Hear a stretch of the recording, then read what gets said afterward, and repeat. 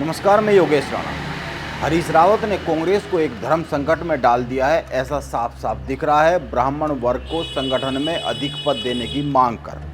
आप सोचिए, उत्तराखंड में कांग्रेस के 27 जिले हैं संगठन के लिहाज से, और इन जिले में जिला अध्यक्षों की जो सूची है वो तैयार हो चुकी है। 1-2 दिन में ही घोषणा होने वाली है, यह सूची जारी होने वाली है। आप सोचिए कि जब ये सूची जारी होएगी तो क्या यह नहीं गिना जाएगा कितने ब्राह्मण, कितने ठाकुर जिला अध्यक्ष कांग्रेस ने नियुक्त किए, अन्य जातियों के कितने किए। क्योंकि हरीश रावत ने यह जो मांग कर दी है, यह जो मनोकामना कर दी है, भले ही वो कह रहे हैं कि माँ लक्ष्मी से की है, लेकिन सूची जारी होने के बाद ये कैलकुलेशन तो लगाया जाएगा। ये इसलिए लगाया जाएगा ताकि ये समझा जा सके कांग्रेस में अब हरीश रावत की कितनी सुनी जा रही है। क्या कांग्रेस ने हरीश रावत की बात मानकर ब्राह्मण नौजवानों को बहुत अधिक संख्या में जिम्मेदारी सौंपी या नहीं सौंपी?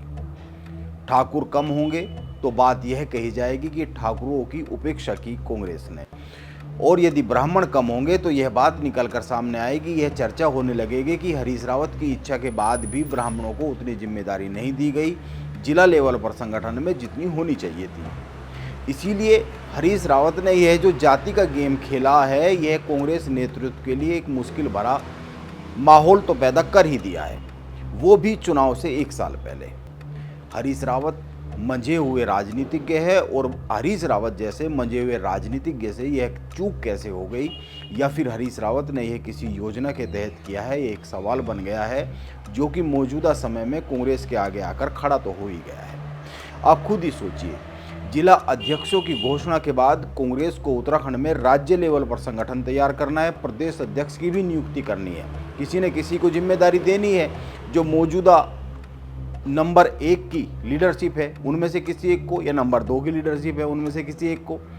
3 नाम बड़ी चर्चा में रहते हैं, पहला प्रीतम सिंह का, दूसरा गणेश गोदियाल का, और तीसरा कर्ण मेहरा का। या तो कांग्रेस बीजेपी की तरह ही अध्यक्ष पद पर जो जिम्मेदारी कर्ण मेहरा के पास है उसी को निरंतर रखेगी, कर्ण मेहरा को ही आगे भी लगातार रखा जाएगा। यदि ऐसा होता है तो बात यह कही जाएगी जो हरीश रावत का बयान आ गया है इसके बाद, कि किसी ब्राह्मण को यह जिम्मेदारी क्यों नहीं सौंपी गई।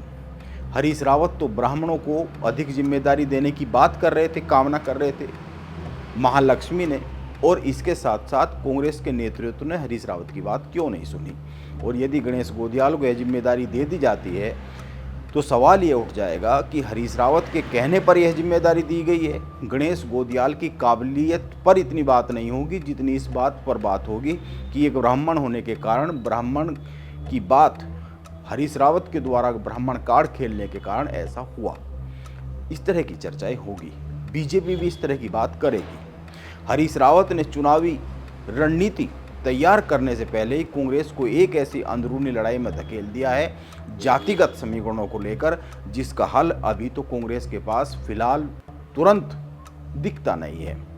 और ऐसा भी हो सकता है कि जो जिला लेवल पर जिला अध्यक्षों की सूची है वो टल भी जाए लंबे समय तक। यह ठाकुर, ब्राह्मण और अन्य समुदाय जातियों की बात कांग्रेस के लिए टिकट बंटवारे तक होने वाली है, यह मानना चाहिए। और हर बार जो भी फैसले होंगे, वह संगठन में पदाधिकारियों के फैसले हो या फिर टिकट के फैसले हो, हर बार एक गिनती कर देखी जाएगी कि किस समुदाय को कितनी तरजीह दी गई है। हरीश रावत के इस बयान को ध्यान में रखते हुए यह कांग्रेस के लिए चिंता की बात तो मानी ही जानी चाहिए। अब हरीश रावत की बात पर कांग्रेस में कोई कुछ भी नहीं बोल रहा है, बोलने के लिए तैयार भी नहीं है, क्योंकि जो भी बोलता है उस पर हरीश रावत सीधा वार कर रहे हैं। जैसे सूर्यकांत धस्माना, जो कि प्रदेश कांग्रेस के उपाध्यक्ष संगठन है, उन पर किया गया। धस्माना ने इस बात का विरोध किया कि जातिगत तौर पर संगठन में पद नहीं दिए जाते हैं, ऐसा कहते ही हरीश रावत ने उस वक्त की याद दिला दी सूर्यकांत धस्माना को लेकर जब वो सपा में थे। हरीश रावत खुद इस मुद्दे पर लगातार बोल रहे हैं और कह रहे हैं कि उन्होंने कांग्रेस से, जो कांग्रेस का नेतृत्व है उससे कुछ नहीं मांगा है, या फिर कांग्रेस के प्रदेश नेतृत्व से कुछ नहीं मांगा है। उन्होंने तो कामना की है दीपावली पर्व के मौके पर माँ लक्ष्मी से। हरीश रावत सवाल उठा रहे हैं कि क्या माँ लक्ष्मी से कोई कामना करना बुरी बात है? कोई बुरी बात नहीं है, लेकिन हरीश रावत कोई साधारण व्यक्ति नहीं है, वो कांग्रेस के एक जिम्मेदार कार्यकर्ता है, वे बड़े नेता है, उनकी हर बात के राजनीतिक मायने निकाले ही जाएंगे। वो राजनीतिक व्यक्ति है, इसीलिए वो जो कामना कर रहे हैं, वो जो बात कर रहे हैं, उसके राजनीतिक निहितार्थ निकाले जाएंगे। वो कुछ भी ऐसे नहीं बोल सकते कि माँ लक्ष्मी से कामना कर रहे हैं। वो जो भी बोलेंगे उसके राजनीतिक मायने निकलेंगे ही निकलेंगे। हरीश रावत इतने नादान तो नहीं है राजनीतिक तौर पर जितना वो दिखाने की कोशिश कर रहे हैं। राजनीतिक तौर पर हरीश रावत के उत्तराखंड में कांग्रेस को जातियों के समीकरण की लड़ाई के बीच में लाकर खड़ा कर देने की ये जो बात हो गई है, वो भी यह जानते हुए कि उत्तराखंड में ठाकुर और ब्राह्मण बहुत ही निर्णायक स्थिति में रहते हैं। ठाकुर और ब्राह्मण का एक गणित रहता है, कुमाऊं और गढ़वाल का एक गणित रहता है। इसके बाद भी हरीश रावत ने यह जातिगत कार्ड खेला है।